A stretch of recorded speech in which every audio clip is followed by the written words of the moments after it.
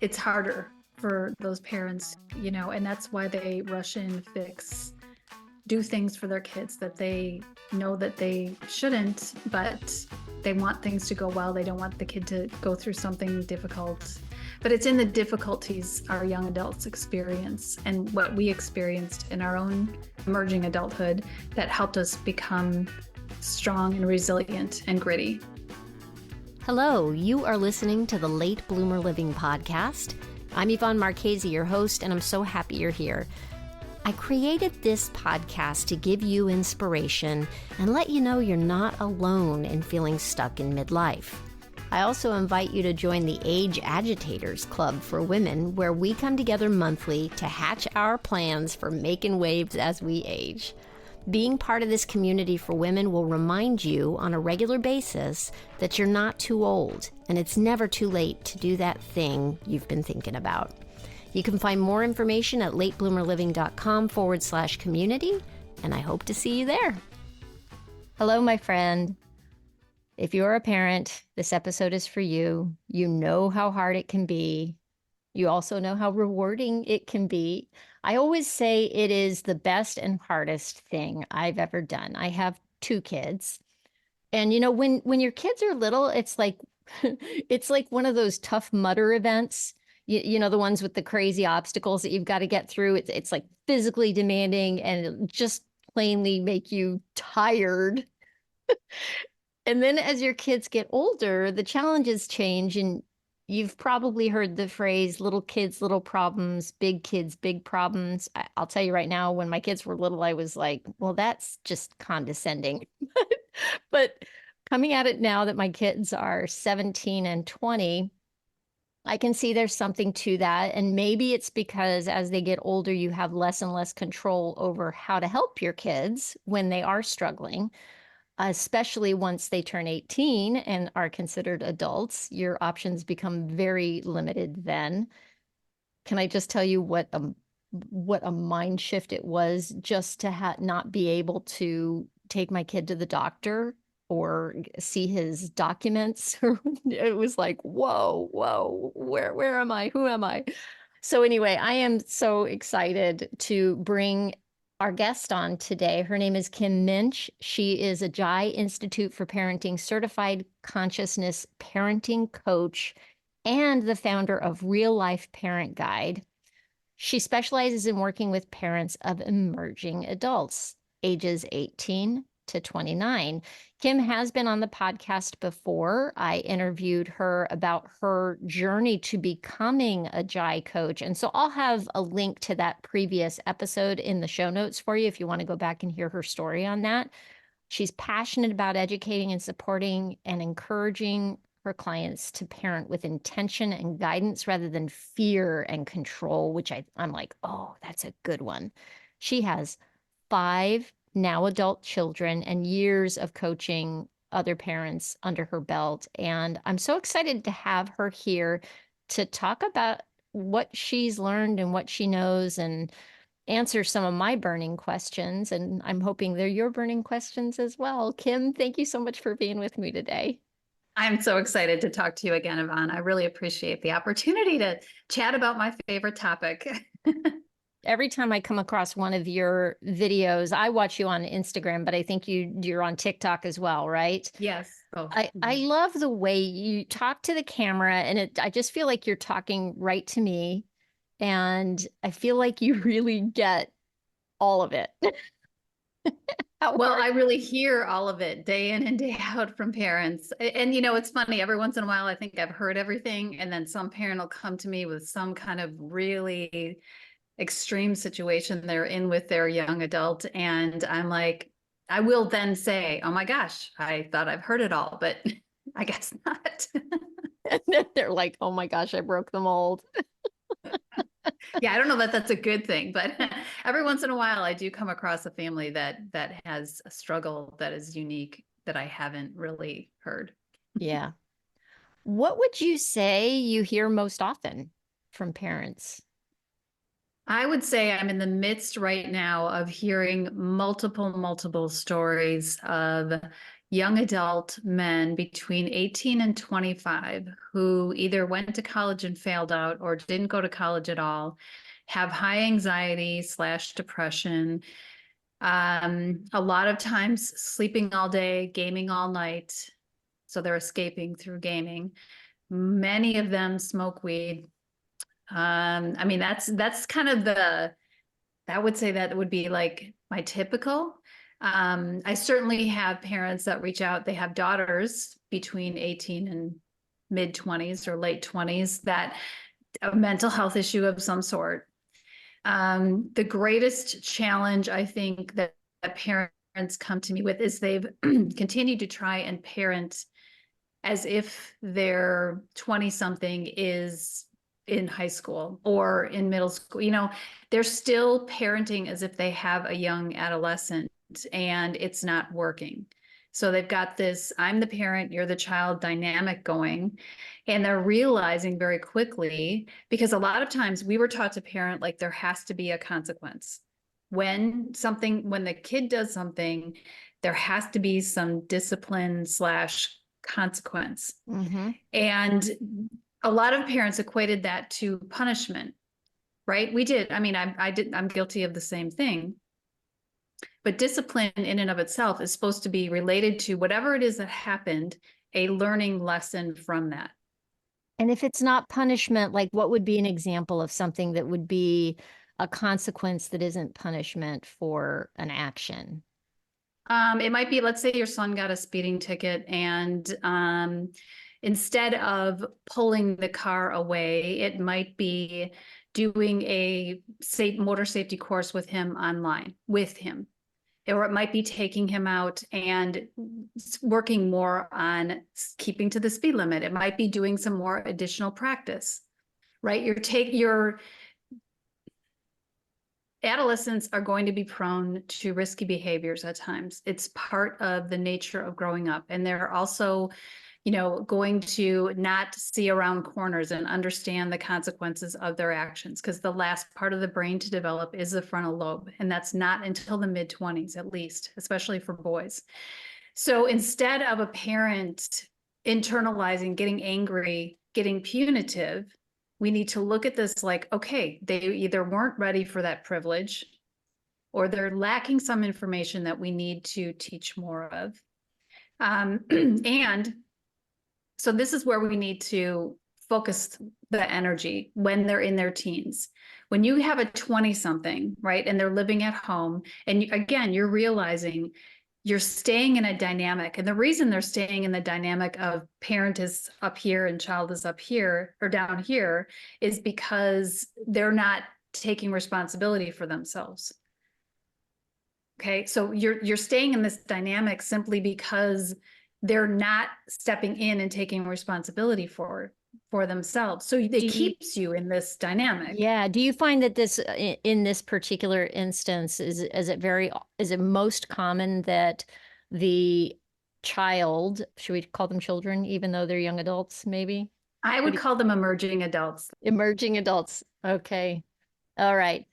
So does the problem with this parenting dynamic of, the parents in charge and the child is, supposed to take discipline and Direction, orders? do the thing. Yes. Is it mostly something that comes into conflict when I'm just going to say child because I don't know what else to say. When the emerging adult is living at home with the parent still, or do you see this kind of dynamic even when they're out on their own? I'd say both, but it's definitely more pronounced if the kid's living at home. Mm-hmm. You know, if the kid's right there under the roof of mom and dad and they're not moving forward in their life. I mean, if a emerging adult is living at home Mm-hmm. and they are working full time and they are living at home to be able to save money to move out on their own, and they're pitching in at home and they're behaving more like a roommate, that all is going fine and well. It's when mom and dad are still doing too much and financially providing too much, and the young adult is stuck. They don't maybe know what they want to do with their future, and they're escaping through gaming. They're escaping through regular daily marijuana use. they're refusing therapy. Mm-hmm. There's a need that's being met, and it's too comfortable at home, quite frankly. And Mm-hmm. parents are afraid to push, especially the biggest thing they fear is, well, there's two things. The greatest thing they fear is potentially self-harm, especially if there's been a history of self-harm. The second thing is that the kid will grow up, leave the house, and cut them off. Mm-hmm. But it is not our job as parents to make life comfortable for an emerging adult. That's not to say we can't empathize with the world today being a scary place to become an adult in, like for sure. Mm-hmm. But that's why we need to parent with them and not over them. How can we work together? And this is really what I want parents to understand, the shift that needs to take place during these, late teens and certainly into the 20s is coming up alongside and parenting with them. This does not look like friendship. Ultimately, we hope that when our kids have, launched themselves, that we will have a lifelong, more of a friendship relationship. But I don't know that we could ever, I still have a certain different respect for my mom, even though she is a very good friend of mine. I would also say that she's a very good friend. Mm-hmm. So that is ultimately where we want to get to. But during these years when they are working towards that and sometimes making unhealthy choices and making mistakes, it's our job to hold space while they do that and to support them where they're at, but not to do for them what they can and should be doing for themselves. So hard. So what does it look like to manage that, to go from a top-down approach to parenting? Well, if there is a problem, we have to set up some kind of situation. Let's just Okay. say it's a young adult who is living at home. They came home after college and they don't have a job. And I don't know, they're just they're applying here and there and whatnot, but they're not really moving ahead in their lives. It's about defining a problem. What is the problem? I'll talk with the parents. Okay, what is the problem? And then sitting down with the emerging adult and saying, there's a problem. Not we have a problem. And this is really an important distinction, because if you say to your emerging adult, we have a problem, they will likely say, I don't have a problem. You have a problem. This is not my problem. So I know it's a weird, tweak on words, but I want parents to think about defining it. There's a problem. And the problem is, then the parent needs to take ownership of their part in it. I've made things very comfortable around here because I was feeling bad that you weren't becoming employed as fast as possible. At this point, we need to work together to move you into employment. How can I best support you in this? Instead of, you need to get a job. You just need to get your butt out there and get any job that you can get right now, because, this is not helpful or productive to your emerging adult. It's the kind of thing that if they acquiesce and they do get off their butt and they go get a job, that could ultimately one day turn to that kid that says, my dad my mom or dad didn't have any empathy for me and just kicked me in my ass. And I don't really want to have a relationship with them. They never really understood me. So it's about working with them where they're at, while also pushing them towards what needs to be done. And I think one of the greatest challenges for parents right now is that so many young adults are struggling with a mental health issue, and they just don't know how hard to push. Hey, we're going to take a quick break here so I can tell you about an awesome resource that I think you're going to love. Here's the thing. We are always works in progress. Do you find yourself wondering, what do I want to be when I grow up? If so, then I think you're going to want to subscribe to We're All Getting Older, which is a weekly newsletter written by Lou Blazer that's all about continuing to grow and get better in the second half of our lives. I get so much benefit from reading Lou's newsletter every week, and I think you will too. She writes the newsletter for midlifers who believe in getting better as we get older and making the most of life's second half. Her newsletter was previously called Midlife Cues, but it does have a shiny new name, and I love it. We're all getting older. So if you want to subscribe to that, it is on Substack, and you can easily find a link to subscribe at loublazer.com. That's LOUBLASER.com. And now back to our regularly scheduled programming. So how do you set the boundaries that are, I mean, that's the first thing that I'm thinking of is that I guess you've got to set boundaries. Like do you say, okay, you need, I guess I'm Okay, falling so into that thing. You need to have a job by such and such a time, or you need to right. contribute.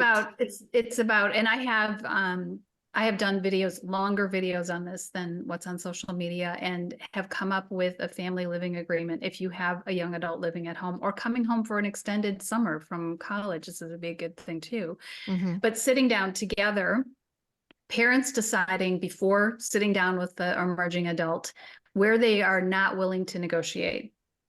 One or two things that they are not willing to be flexible on, and then working with the emerging adult through the rest of it, what it looks like for chores, what it looks like. And part of it too is the way parents are presenting this. When you sound like you're trying to control the emerging adult, they're pushing back, right? They still feel like they're in this higher, lower hierarchy, dynamic. Mm-hmm. It's about just, this is the expectation. We're all part of a family, and you're now really more of a roommate. And I wouldn't accept this kind of behavior from a roommate. So this is why I believe and am holding you to doing these things. Or, like I said, it's really more about sitting down together and giving them options and choices and buy-in where you can, so they are invested in it. Because if you just sit down and give a kid a contract and say, this is the way it's going to be, you're going to have nothing but power struggles. Mm. Wow. Mm. It can be so hard and so tricky. What about now? You mentioned like one of the common scenarios that you are seeing is young men who are gaming and probably smoking pot. What if you really are seeing like a substance abuse problem? If there's alcohol that, you're seeing Yeah. things that are indicating some alcohol Mm-hmm. problems. Yeah. What do you do in those cases?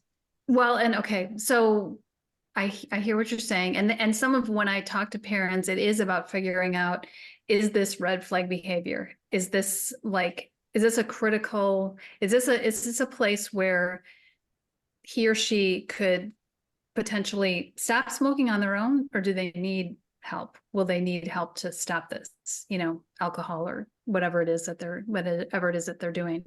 And then it's about the parent, there's this conflicting thing in the parent, like, actually, let me take a step back. Between moms and dads, often there's a conflicting situation. Let's say we have a young adult who definitely has a couple of DUIs, smoking pot every day in the house, even though the parents are, telling him not to. All of that is going on. Mom sees the need for this kid to get help, either outpatient or inpatient, but need to get help. Dad typically is the one who will say, they're not going to get help until they want help. So we're really stuck. I don't believe you're really stuck in that situation. And they also, by the way, will say, we're not throwing our kid out of the house.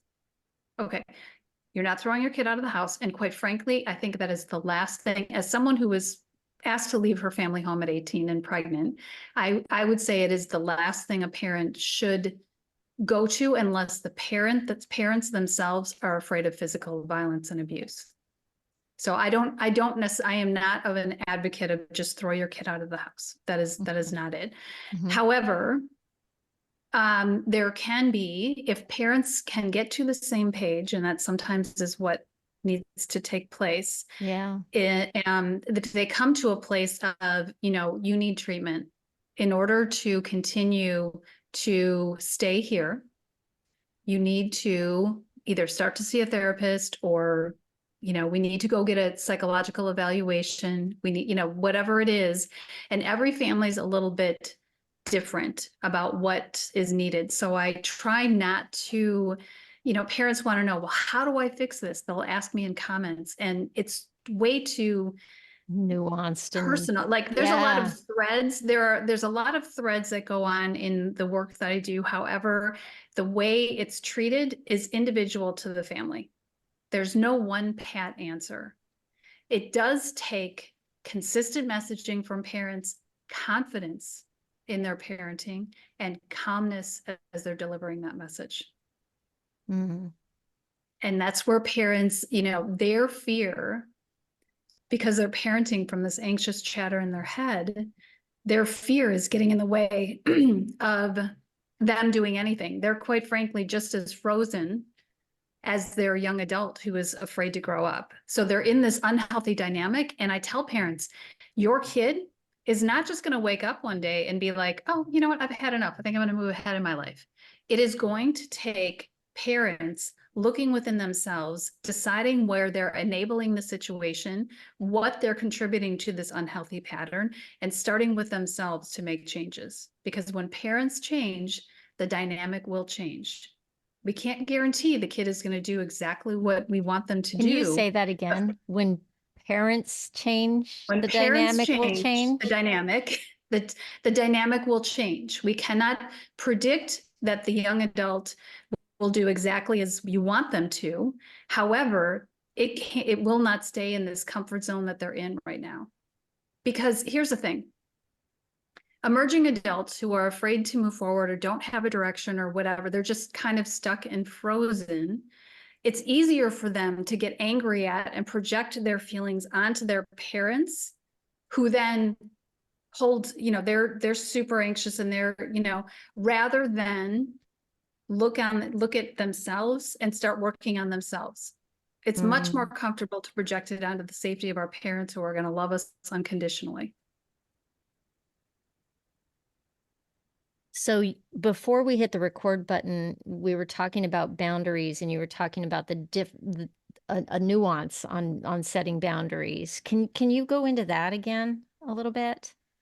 Yeah. So I talk with parents about there's a shift that needs to take place during the I mean, your son or daughter best. So I would say it's somewhere during, senior year in high school, or certainly somewhere along that progression after, where you are no longer going to try and set boundaries around their behavior, but look at boundaries as if you have to set some personal boundaries for yourself. How are you going to show up in the relationship with this emerging adult at this point? What are you willing to do? What are you willing to provide? Okay. As opposed to telling them all the time what they need to be doing, you need to decide, I am no longer going to provide your shampoo, your laundry soap, what I'm saying? Like, you are inviting them in incrementally to take responsibility for their lives. Mm-hmm. You are no longer going to do for them some of the things that you have been doing, because they can and should be doing them themselves. And when I talk to parents, it's really about figuring out, what is your son or daughter capable of? What are they capable? What skills might they be missing? Because young adults do not like to ask for help. Picking up a phone and making a phone call might make them super anxious, but they would never tell you that because maybe they don't know how to do it, or they don't know what to say. Mm-hmm. So the parent, recognizing this, will sit down and say, let's write out a script so that you literally can read it. So what skills is your emerging adult not have that they need, that And maybe is you can step in and teach them Yeah, how do so you they have can that take over? conversation if they're not willing to ask for help? Like, I guess you have to really be tuned in to even know, oh, they're scared to make a phone call. Like, how do you open up that part? Just that simple conversation to say, hey, you need to call and set something up, or you need to, follow up. Let's say, they've put in an application for employment, but they haven't followed up on it, or, and or you've asked and it's like, well, did you follow up? No. Why not? Is that I is would that say the kind something, of yeah, I would, yes, I would say I would be curious. I would say, hey, I'm noticing that when you apply and then you don't necessarily take the time to follow up. And I'm curious if maybe it's because you don't know what to say when you're calling back. I'd love to help you figure that out so that you don't get stuck in the process of this. Yeah. And then I guess you'd say, are you willing to help? Are you willing to sit down with me and we can, Is this a way is that that mom okay that can I can support help you? you? Is this, Yeah. yeah, is this a way that mom can support you? Is Hmm. this a way that dad can support you? Um, and again, all of this, sometimes the first thing that parents need to do when I start working with them is to redevelop some kind of connection with their kid. Because quite frankly, a lot of times when I'm working with parents, it's gotten to such a contentious place in the home that there is no relationship. There is no connection. And Yeah. so before you can implement some of these things, these boundaries and whatnot, at times, you have to reestablish a relationship with your kid. There's got to be trust, right? Right. Or Ways, I yes, guess. trust. There's got to be some kind of buy-in. Buy-in is the word that keeps coming to my mind, but connection. You don't have to be, like this, but you have to have some rapport with this young adult aside from telling them or lecturing them all the things they're not doing they need to get doing. They Yeah. have to, whether it's we're going to have and I've done this before with parents. Their kid is going to, the son loves to cook. And so he was willing, because I had mom, dad, and son in the call. He was willing to make dinner on the busiest night of the week because both mom and dad work. He's 19. He failed out of school. He's home. Right. So he is willing, because he loves to cook, to make dinner on Wednesday nights. But part of that is that, and he gets to decide what to make. Mom's going to do the grocery shopping. He'll do the cooking and the cleanup. But part of that is that they cannot talk about anything that he is not doing. There can be no conversation about what he hasn't done this week, how he didn't get up on time, none of that. Just connection. That sounds like, oh, okay, great. It's, it's so hard. Yeah, and I've got a 17-year-old and he's at that point where he's got to be applying or at least looking at schools, right? He's got a lot of project work and I can see, he's such a smart kid and he's so talented, but he's just like, you're just like, so I have to hold myself back sometimes, like quite literally, like if somebody's holding my shoulders back to not say, did you do this? Did you do that? Did you do that? Did you do that? Oh my gosh. I'm like, Yvonne, you've got to stop nagging. Yeah. Yeah. And I'm just, but parents too are sometimes just as, I want to put a plug in here for young people as well, just by saying my daughter gave me a link to apply for her. She's going to be in an apartment in the fall, and I need to fill out because I got to guarantee her apartment, right? She Mhm. probably gave me that link a week ago. And, I'm not always as timely as I'm sure she's already mentioned to it at least once, and she knows how busy I am. And I know she's not saying it. I know she'd really like me to do it. So parents, check yourselves as well. You were always so on the mark about what these kids need to be doing and, why they aren't. There's so much potential in them. They're just wasting it and all the things. I'd like you to remind you that you probably don't get to things right exactly when you want to either. It's, I know it seems absolutely critical, and sometimes it is, but a lot of times it's not. Yeah. Uh, I can see myself doing it, Kim. I can totally see myself doing it. It's like, okay, I'm gonna have dinner with him tonight and I'm not gonna bring up anything that he needs to do.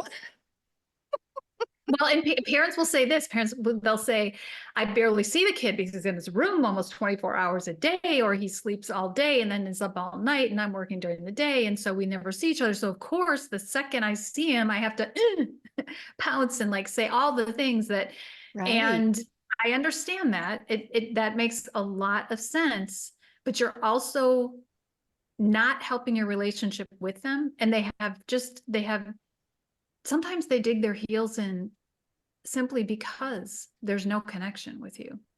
All they Yeah. hear from you is where they're not getting it right and where Would it be they're a good idea to to set up a date night with your kid or something like that? Like get something on the calendar. Like in that case, I can totally see absolutely. where that happens and you're like, I've got to talk to them now because there's just no other time to talk to them. So Yes. is that a good idea then? Like set up Yes, some date I nights think it's a with your good idea. kids. And if your kid has no, you might have to go to your, and this is how the cooking for the family came about, part of it. And this was not just one conversation. This took a while. Like, when you're so disconnected from your kid, it takes some time to have them, want to come back, to you. But I say to Hmm. parents, maybe ask them what they would be willing to just spend a little bit of time with you doing once a week. And you might have to play that video game. I wouldn't know how to do it, but you could at least watch, like be in the same space. Like, Hmm. or, if they're willing to take a walk, whatever it is, meet them where they're at. But you might want to just suggest to them, or might just want to say, and this is hard for parents to do because it puts them in a vulnerable position. Hey, I noticed that we've gotten really disconnected. And I would love to spend just a little bit of time with you, maybe once a week.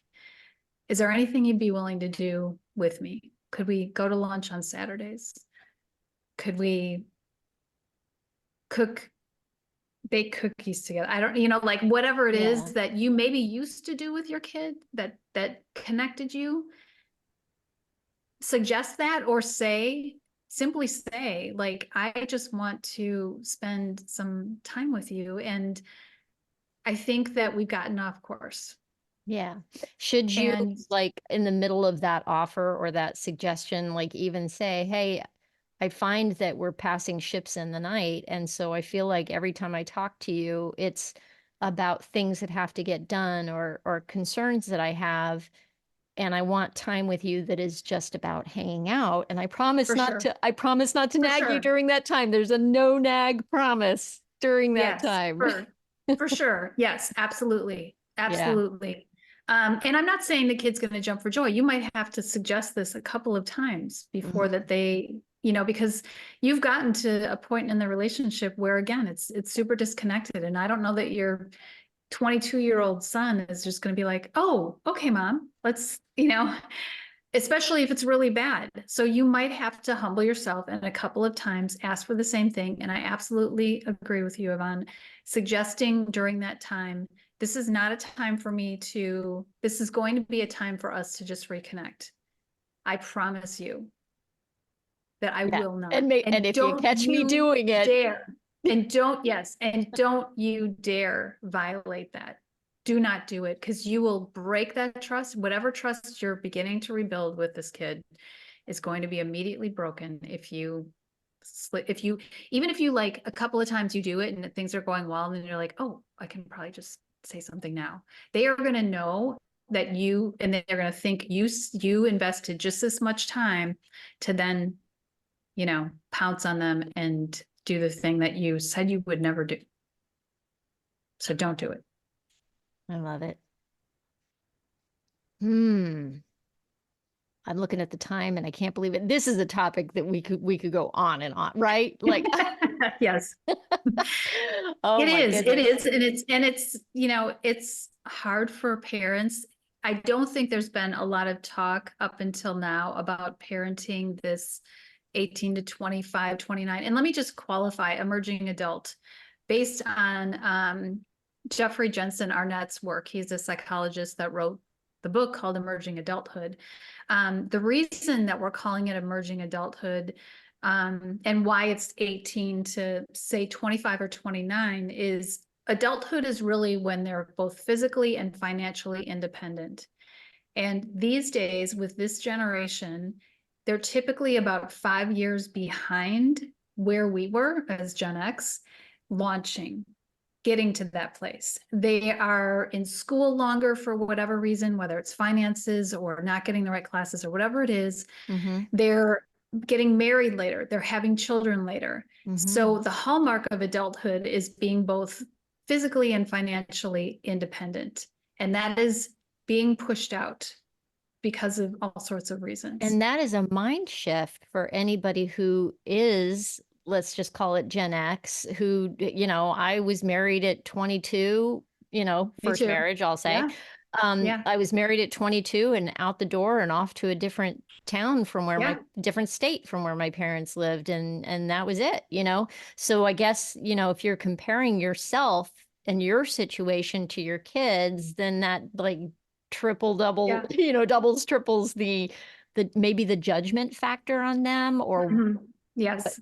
And And it's parents do that interesting. all the time. Parents Yeah. do that all the day. They compare where they were at this age to where their kids are. And I mean, that's understandable. And I'm not suggesting that parents need to foot the bill for an extra 5 years for their kid. I'm simply saying it's a slower process. Mhm. And some of these kids are getting stuck in the process of that. And So it's an parents actual finding a way. generational trend. Like Yeah, this I mean, is I think not, I think it was starting before the pandemic, but I think the pandemic has exacerbated this for a lot of that generation. really interesting. Period. I think it has. So it's parents might maybe taking a step back and readjusting, but not enabling. Yeah, tricky, right? What are some resources that you would recommend to parents right now? Some maybe something that could get them started down the road to repairing a relationship or helping their emerging adult. Yeah. The number one book that I recommend parents read, and I've gone back and forth with the author, is Failure to Launch by Dr. Mark McConville. And yeah, Failure to Launch is an excellent book. And then I don't like the title of it. I quite frankly would rather call this group of young adults who are struggling Lost in Place as opposed to Failure to Launch. Because to me, Failure to Launch sounds like it's so final. It does sound Lost in final, Place, doesn't it? yeah, Yeah. Lost in Place makes me feel like, okay, if they're lost, they can be found. We Yeah. can we can help them, be found. That's just my thought process on it. But Failure to Launch is a good one if you are really, really struggling with a young adult. If you're not, and you're having a decent relationship with your young adult, but you see the changes that need to be made, You and Your Adult Child by Dr. Lawrence Steinberg is another really excellent book. Great to know. Great to know. It is my goal to have a good, solid relationship with my kids, on. I want to be, I want them to be able to talk to me. It's like, Yeah, okay, it's so tricky. It's tricky to go from a parent who is involved and, doing all the things for their kids to then going, okay, hands off. It's all, yeah, it's up to them now. yes. Yes, it's about a loss of control. And depending how much the parent was controlling, it's harder for those parents. And that's why they rush in, do things for their kids that they know that they shouldn't, but they want things to go well. They don't want the kid to go through something difficult. But it's in the difficulties our young adults experience and what we experienced in our own emerging adulthood that helped us become strong and resilient and gritty. It And is that is hard what to we remember need to that, allow. right? Mhm. It's your heart walking out, it's your heart out in the world, walking around, and you just watch them struggle, and it's like, oh, but I know, my sophomore in college, I know that he's hit some down points, and I'm like, okay, he's gonna figure it out. He's gonna figure it out. you Yeah, know? and that's where the strength comes from. When your kid is going through something difficult, it is hard for you because you are also growing. If you allow that experience to, hold back, believe that they can handle it, believe that they have the ability. And that's the hardest thing for a parent to do. Yeah. And I think too, what I try to do, especially with my kiddo in college, is just let him know that I believe he's got it in him to work Yes. through it. That Yeah. I don't need to get involved. I'm here for you if you want to talk, but Yeah. I know you got this, and I know you're going to figure it out, you know. Yeah. So hard. How can people get in touch with you if they want to get more of the information from you or work with you? What's the best way to get in Sure. touch with you? They can visit my website, which is reallifeparentguide.com. And if they are on Instagram or TikTok, they can see my videos daily at Kim Muench Parent Coach. Cool. And Muench is spelled Muench, right? Correct. Yes. Okay, cool. Just want to make sure because I know that it can be tricky for anybody listening. And for anybody listening, just know that I'm going to have a bunch of this stuff that we've talked about in the show notes for you. So if you're driving right now, don't worry. Just go back to the show notes and I'll get you connected to Kim. Kim, thank you so much for coming back to the podcast. Yeah, it was my pleasure. Thank you for letting me talk about my favorite topic. Well, there you have it, my friend. Parenting is just no joke, right? I guess the answer is there are no easy answers. But what I do love about Kim's approach is the idea that we need to make adjustments as our kids move into young adulthood. I hope you pulled something from this episode that you can take it and run with it. And if nothing else, maybe that's taking care of yourself. I think what I'm taking from this for myself is the idea that as my kids become more and more independent, I am going to have to learn how to pull back on the momming. I am going to have to learn how to stand and supportively watch as they make their own mistakes. I guess that's what it's all about, right? We all got to make our own mistakes and hopefully learn from them. On that note, hey, I will say Mother's Day is coming up soonish. 2 things I want to say about that.